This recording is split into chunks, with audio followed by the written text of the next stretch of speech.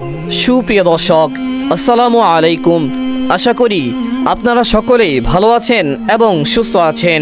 প্রিয় দর্শক, হযরত আবু হুরাইরা রাদিয়াল্লাহু তাআলা আনহু নবী করিম সাল্লাল্লাহু আলাইহি ওয়াসাল্লাম হইতে বর্ণনা করেন যে তিনি একবার ইরশাদ ফরমাইয়াছেন, বলো দেখি, যদি কোনো এক ব্যক্তির দরজার সম্মুখে একটি নহর প্রবাহিত থাকে, যাহাতে সে প্রতিদিন 5 বার গোসল করে, তবে তাহার শরীরে কি কোনো ময়লা বাকি থাকিবে? সাহাবায়ে কেরাম রাদিয়াল্লাহু তাআলা আনহু আরজ করিলেন, কিছুই বাকি থাকিবে না। হুজুর সাল্লাল্লাহু আলাইহি ওয়াসাল্লাম ফরমাইয়াছেন, 5 ওয়াক্ত নামাজের অবস্থাও এইরূপ যে মহান আল্লাহ তাআলা উহার বদৌলতে সমস্ত গুনাহসমূহ মিটাইয়া দেন। প্রিয় দর্শক, হযরত জাবের রাদিয়াল্লাহু তাআলা আনহু নবী করিম সাল্লাল্লাহু আলাইহি ওয়াসাল্লামের ইরশাদ বর্ণনা করেন যে 5 ওয়াক্ত নামাজের উদাহরণ এইরূপ, যেমন কাহারও দরজার সম্মুখে একটি নহর আছে, যাহার পানি প্রবাহমান এবং খুব গভীর, উহাতে সে প্রতিদিন 5 বার গোসল করে। প্রিয় দর্শক, প্রবাহিত পানি নাপাকি ইত্যাদি হইতে পাক হয় এবং পানি যত বেশি গভীর হইবে ততই পরিষ্কার ও সচ্ছল হইবে। এই জন্যই হাদিস শরীফে উহার প্রবাহিত হওয়া এবং গভীর হওয়ার কথা বলা হইয়াছে। আর যত বেশি পরিষ্কার পানি দ্বারা গোসল করিবে তত বেশি শরীর পরিষ্কার হইবে। এমনিভাবে আদবের দিকে লক্ষ্য রাখিয়া নামাজসমূহ আদায় করা হইলে গুনাহ হইতে পবিত্রতা হাসিল হয়।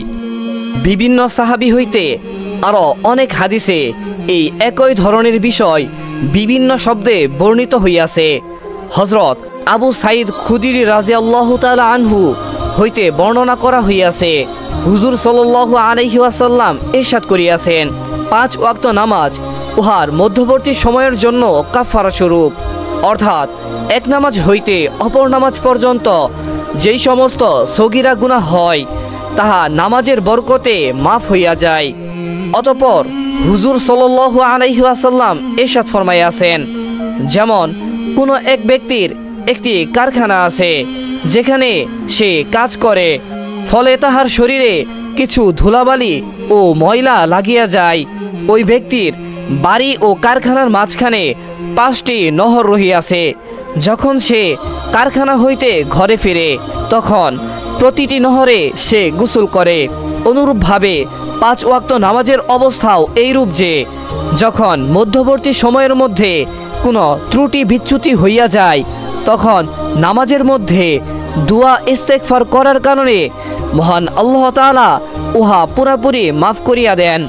এই ধরনের উদাহরণ দ্বারা নবী করিম সাল্লাল্লাহু আলাইহি ওয়াসাল্লামের উদ্দেশ্য এই কথা বুঝাইয়া দেওয়া যে মহান আল্লাহ তাআলা গুনাহ মাফির ব্যাপারে নামাজকে অনেক শক্তিশালী প্রভাব দান করিয়াছেন।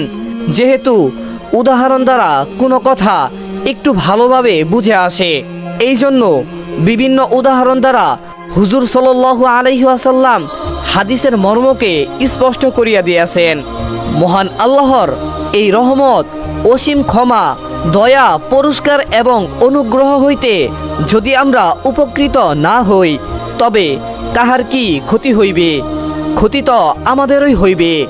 আমরা গুনাহ করি, নাফরমানি করি, মহান আল্লাহর হুকুমের সীমা লঙ্ঘন করি, আদেশ পালনে ত্রুটি করি, যাহার পরিণতি এই হওয়া উচিত ছিল যে অত্যন্ত শক্তিমান ন্যায় বিচারক বাদশাহের দরবারে অবশ্যই আমাদের শাস্তি হইত এবং কৃতকর্মের কারণে ভোগান্তি হইত।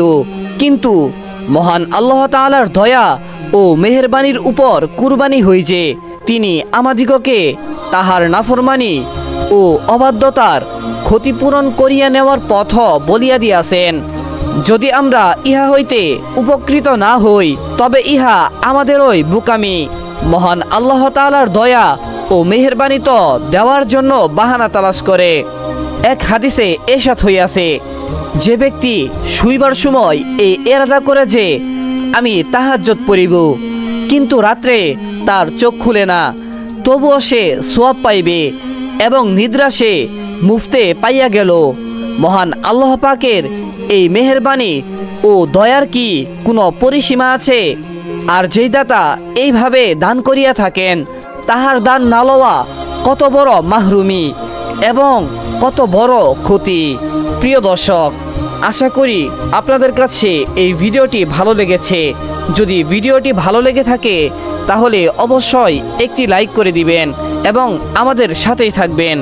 আসসালামু আলাইকুম।